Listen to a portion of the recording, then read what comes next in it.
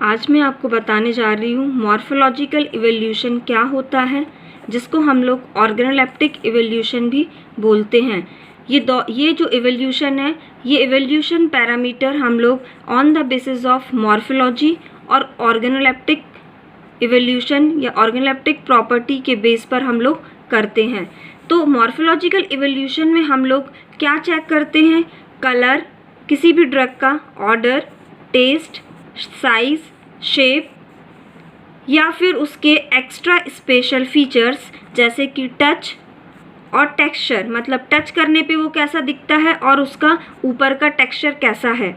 ये सारा का सारा कैरेक्टर हम लोग किस में चेक करते हैं? मॉर्फोलॉजिकल इवोल्यूशन में करते हैं। मतलब उसका कलर, ऑर्डर, टेस्ट, साइज, उसका पूरा मॉर्फोलॉजिकल बेस पे हम उसका एग्जामिनेशन करते हैं। इसको हम लोग बोलते हैं morphological evolution. It is a qualitative evolution technique based on morphological plus sensory profile of whole drug. मतलब इसको हम लोग मॉर्फोलॉजिकल बेस पे करते हैं और सेंसरी मतलब जो कि हमारी ऑर्गन्स हैं, जैसे कि नाक हुआ, आँख हुई, कान हुए, उस बेस पर हम लोग उसको फील करके उसका एग्जामिनेशन करते हैं।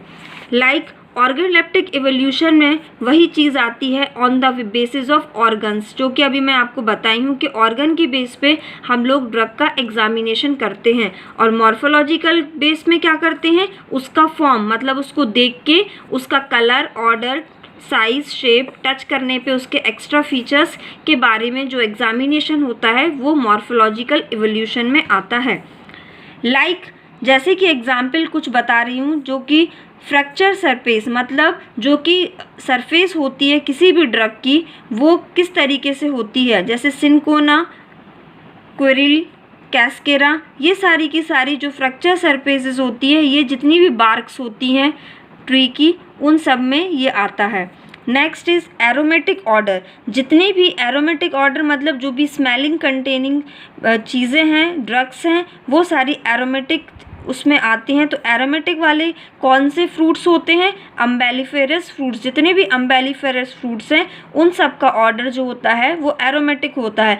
तो वी कैन आइडेंटिफाई कि हमारा जो ड्रग है वो एरोमेटिक है कि नहीं है। हर एक ड्रग का अलग अलग ऑर्डर होता है, अलग अलग स्मेल होता है। Next is sweet taste. Sweet taste मतलब कुछ ड्रग ऐसी होती हैं जिसका अपना खुद का एक टेस्ट होता है। लाइक लिक्यूराइजा, जिसको हम लोग मुलेठी बोलते हैं, वो खाने में हमको स्वीट टेस्ट देता है। इसका मतलब ये है कि ये लिक्यूराइजा की आइडेंटिटी है। नेक्स्ट इज जो गम अकेशिया होती है, उसका कैसा शेप होता है? अवॉइड टीयर शेप होता है। तो हम लोग के अगर सामने कोई भी अगर गम अकेशिया रखा हुआ है जिसका शेप अगर ओवाइड टीयर नहीं है, तो हम लोग ये पहचान लेंगे कि हमारी जो ड्रग है वो एडल्ट्रेटेड है। लाइक ट्रगाकैंथ। ट्रगाकैंथ का जो शेप होता है वो रिवन शेप कैरेक्टर होता है।